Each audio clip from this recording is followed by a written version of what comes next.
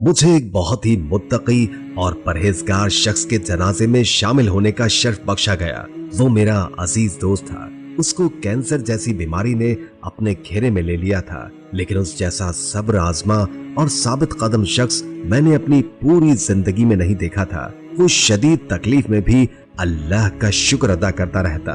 मैंने उसे कभी मायूस नहीं देखा।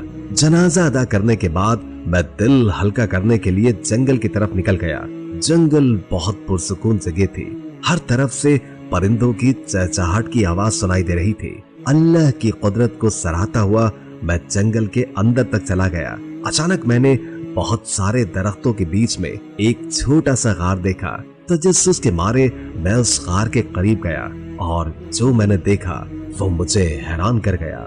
उस गार में एक बुजुर्ग आदमी ने जाए नमाज बिछाया हुआ था और उस पर वो नमाज पढ़ रहा था।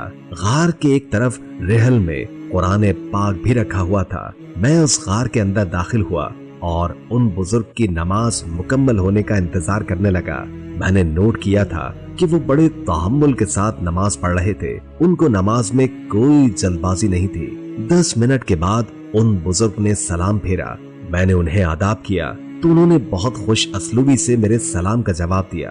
बाबा जी, आप इस बयाबान जंगल में क्या कर रहे हैं? आप यहाँ के लगते भी नहीं। बाबा मुस्कुराए और कहा, मैं शाम का रहने वाला हूँ। इल्म की तलाश में आया हूँ बेटा। बसरा में बहुत बड़े बड़े आलिम दीन बैठे हैं, बस उन्हीं की कुर्बत हासिल करने आया हुआ हूँ और अब इधर का ही होकर रह गया हूँ। बाबा जी, आप इस गार में कैसे गुजारा कर रहे हैं? यानी खाने पीने का इंतजाम कैसे होता है? मैंने बड़े ताज्जुब से पूछा। बस बेटा, मैं पत्ते खाकर गुजारा करता हूँ और तालाब के पानी से प्यास बुझा लेता हूँ। आप मुझे इजाजत दें, मैं आपको 2 वक्त की रोटी फराहम कर दिया करूँगा। नहीं बेटा, अल्लाह ने मेरे रिस्क का इंतजाम कर रखा है, मैं इसी में खुश हूँ। मेरे पास जितना कम होगा उतना थोड़ा ही मुझसे हिसाब लिया जाएगा। मैंने बगौर उनके चेहरे को देखा। वो जिस हालत में थे, कोई भी आम सा शख्स उस हालत में नहीं होना चाहेगा, लेकिन वो अपनी इस हालत पर हद से ज्यादा मुतमईन नजर आते थे। मैं इसरार करता हूँ बाबा जी, आपको खाना खिलाकर मुझे सवाब मिलेगा और आप जैसे इंसान के लिए अगर मैं वसीला बनता हूँ तो मेरे लिए भी बहुत फख्र की बात होगी। बाबा जी मान गए और कहा कि रोटी के साथ कोई सालन न लाना।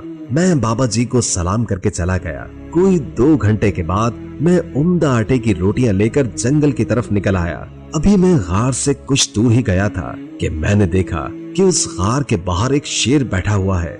मेरे तो हवास ही बाख्ता हो गए। मुझे बाबा जी की फिक्र लाहक थी। मैं बड़ी सी चोटी के ऊपर जाकर खड़ा हो गया ताकि मुझे गार के अंदर का मंजर वाज़े दिख सके। मैंने देखा कि बाबा जी कुरान पाक की तिलावत में मशगूल है। मैंने उनको आवाज दी, बाबा जी, ऐसा भी क्या इबादत में डूबे हुए हैं कि अपने इर्द गिर्द के हालात से ही बेखबर है? आपके गार के बाहर शेर बैठा हुआ है। बाबा जी ने गार से निकलकर मेरी तरफ देखा और फिर शेर को और कहने लगे, ऐ मेरे रब की मखलूक, अगर तू अल्लाह के हुक्म से यहाँ है और मुझे नुकसान पहुँचाने आया है तो मैं तुझे नहीं रोक सकता, और अगर ऐसा नहीं है तो तेरे लिए बेहतर है कि तू यहाँ से चला जा। वो शेर खुर्राया और फिर जंगल के दूसरी तरफ भाग गया। मैं ये सब देखकर बहुत मुतासिर हुआ और फिर रोटियां लेकर बाबा जी के पास गया। बाबा जी रोटियां देखकर रोने लगे और हाथ बुलंद करके अल्लाह ताला से दुआ करने लगे, ऐ रब्बे कायनात, इस पूरी कायनात के खालिक, अगर तू इस नाचीज की टूटी फूटी इबादत को कबूल फरमाता है तो मुझे अभी मौत दे दे। मुझे इस कैद दुनिया से रिहाई अता फरमा दे। मुझे तुझसे मिलने का बहुत इश्तियाक है, मेरे इस शौक को पूरा कर दे। फिर जैसे ही दुआ खत्म हुई, उन बाबा जी की रूह कब्ज कर ली गई। मैं कुछ देर वहीं सख्ते में बैठा रहा और फिर जल्दी से लोगों को बुलाने चला गया ताकि बाबा जी का जनाजा पढ़ाया जा सके। जब मैं कुछ लोगों को लेकर आया तो बाबा जी उस गार में मौजूद थे ही नहीं। हम वहां शाम तक बाबा जी की लाश को तलाश करते रहे, लेकिन फिर थकार कर सब वापस चले गए। रात को ख्वाब में मैंने उन्हीं बाबा जी को देखा। उन्होंने सफेद पोशाक पहने हुई थी, चेहरे पर नूर था। ऐ बंदे, तुम फिक्र न करो, मेरे रब ने मुझे अपने पास बुला लिया है और मुझ पर अपनी रहमत की है।